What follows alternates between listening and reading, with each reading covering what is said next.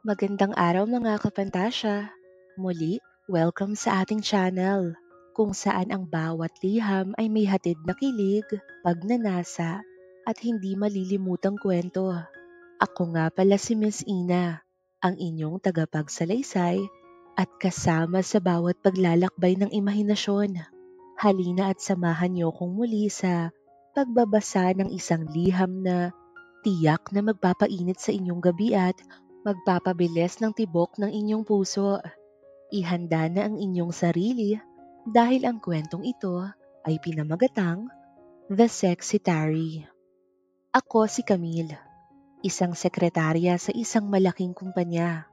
At sa mga taon ng aking pagtatrabaho kay Sir Andy, hindi ko talaga inaasahan na darating ang pagkakataon na magkakaroon ako ng espesyal na nararamdaman para sa kanya. Si Sir Andy ay ang pinakamataas na boss sa kumpanya, isang matagumpay na business tycoon, at may asawa siyang si Ma'am Emma, ang babaeng hindi ko alam kung paano ko dapat tignan. Si Sir Andy, sa kabila ng pagiging seryoso at palaging nakatutok sa trabaho ay may kakaibang ugali. May mga pagkakataong nagiging malambing ito at tila may hindi ako maipaliwanag na koneksyon sa aming dalawa. Isang araw, habang nag-aayos ako ng mga papeles sa opisina ko, dumaan siya at hindi ko napigilang magtangkang magtago ng aking nararamdaman. Camille, may I ask you to handle the files for me? I need them by the end of the day. Sabi nito. Hindi ko maiwasang mapansin ang banayad niyang tinig. Opo sir, sagot ko. Sabay tingin sa kanyang mga mata.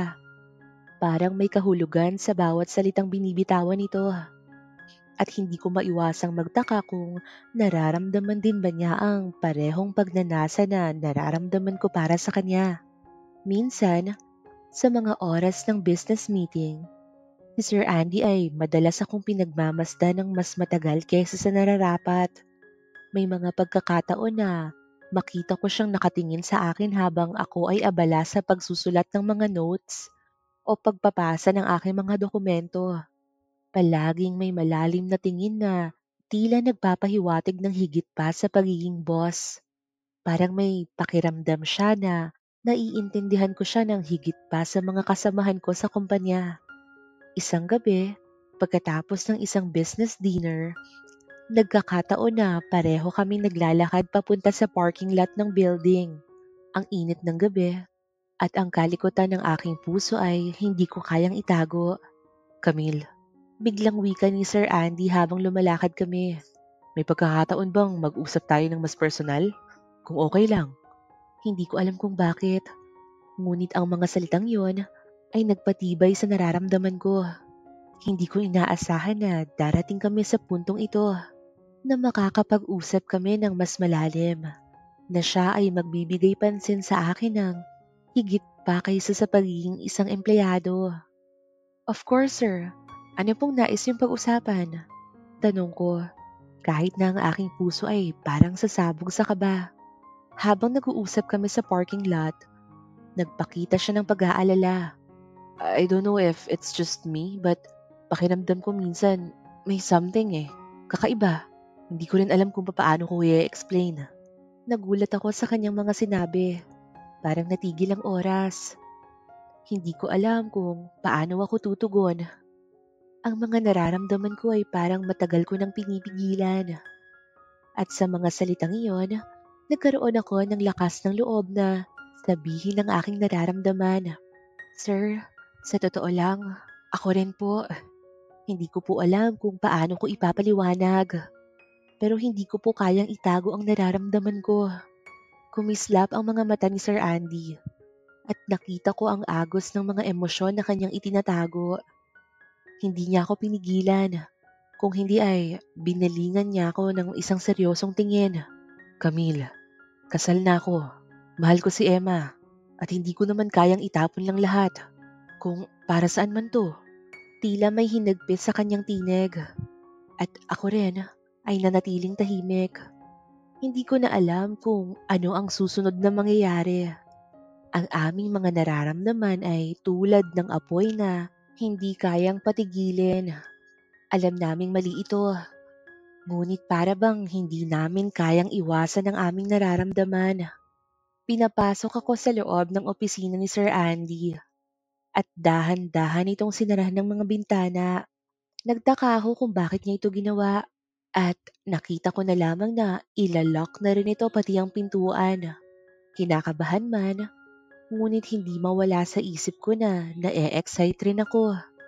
Nang matapos siya sa kanyang ginagawa, hinila ko nito sa may sofa at dito ako hinalikan ng madiin. Walang pag-aalinlangang tinugon ko rin ito. Inisa-isa nitong tanggalin ang butones ng blusa ko at pinunit sa gigil nito ang maikli kong palda. Sobrang agresibo ni Sir Andy ng mga oras na yon at hindi ko akalain na may kapilyuhan pala ito pagdating sa mga ganitong gawain. Ang necktie nito ay kanyang pinulupot at inilagay sa bibig ko para hindi raw kami marinig sa labas. Ang stockings ko naman ay itinali nito sa aking dalawang kamay. Hinayaan ko lamang itong gawin ang mga hindi niya nagawa sa kanyang asawa. Ibinaba nito ang ulo sa aking pagkababae at marahan itong pinagsawaan. Nang matapos siya rito, ay ipinasok nito ang sandata sa akin at lalo akong ginanahan ng malaman kong malaki pala ang itinatago nito. Matapos sa sofa, ay dinala ko nito sa lamesa kung saan nakalagay ang mga papeles nito. Nagulo ang lahat ng mga papeles rito pero hindi na namin yun inisip. Nakadapa ako habang siya naman ay nakatayo at lahat ng inipon kong pantasya sa utak ko ay ginawa namin. Isang linggo ang lumipas at sa bawat araw na kami ay magkasama, lalo akong nakaramdam ng takot pero mas mabigat at mas matimbang ang pagnanasa. Hindi maikakaila na sobrang matipuno at malaki nga ang itinatago nito. May mga pagkakataon na hindi ko alam kung paano ko siya titignan dahil alam ko na ang mga nararamdaman ko ay nagiging mas malalim. At si Sir Andy, sa kilos nito, ay tila nararamdaman niya rin ito. Minsan, pagkatapos ng isang mahirap na araw sa trabaho, tinawag niya ako sa kanyang opisina. Camille, I need you to stay after hours. I have something important to discuss with you. Nagmumukhang formal ang mga salita nito, ngunit alam ko na ang mga mata niya ay nagsasabi ng ibang bagay. Nang pumasok ako sa kanyang opisina, nakatayo siya sa harap ng bintana. Malalim ang iniisip nito. Sir Andy, ano po yung gusto niyong sabihin? Tanong ko. Ang mga kamay ko ay bahagyang nanginginig. Bumaling ito patungo sa akin at hindi ko kayang mapansin ang mga emosyon na bumabalot sa kanya. I know what you're thinking, Camille. Wika nito. And I want you to know na nahihirapan din ako. Pero kung mas matagal pa tayo magsasama, ay baka hindi ko talaga mabaliwala ito. Ang mga salitang yon ay nagsanhi ng kaguluhan sa aking puso. Alam ko na may asawa na si Sir Andy. At ngayon, nagtatapat ito ng nararamdaman sa akin. Akala ko noong una ay hanggang tawag lamang ng katawan ang koneksyon na namagitan sa amin. Kahit na makailang beses itong nangyari sa amin, ay hindi ko inasahan na magkakaroon pa rin kami ng ganitong formal na usapan. Sa sinabi nito ngayon, hindi ko alam kung paano ko ito tatanggapin. At ang mga nangyari sa amin ay hindi rin namin kaagad kinalimutan. Maya-maya, tinulungan niya akong lumapit papunta sa kanya. Tinitigan ko siya sa kanyang mga mata. At sa mga sandaling yon, alam ko na hindi ko na kayang pigilan ang lahat. Hinawakan ko ang kamay niya at dahan-dahan niyang iniangat ang aking muka. Hinalikan akong muli ni Sir Andy at sinabing, Camille, hindi ko alam yung gagawin ko dito pero totoo ang nararamdaman ko para sa'yo. Sabi nito habang ang aming mga mata ay nagsalubong. Ngunit bago pa kami magpatuloy, mabilis na tumunog ang cellphone nito. Nagulat kami pareho nang makita niyang ang tawag ay mula kay Ma'am Emma. At sa mga sandaling yun, tumigil ang lahat. Mahal ko si Emma, sabi nito, at nakita ko ang sakit sa kanyang mga mata. But at the same time, hindi ko naman pwedeng balewalain ang nararamdaman ko para sa'yo. Minahal rin kita, Camille. Akala ko nung una tawag lamang ng katawan. Pero nagkamali ako. Pero patawarin mo ko dahil hindi na natin pwedeng ipagpatuloy ito. Empleyado ka at boss mo ko. Hanggang dito na lang, Camille. Dahil sa mga salitang yon, nagpasya na kaming lumayo sa isa't isa. Alam namin na ang nararamdaman namin ay hindi madali.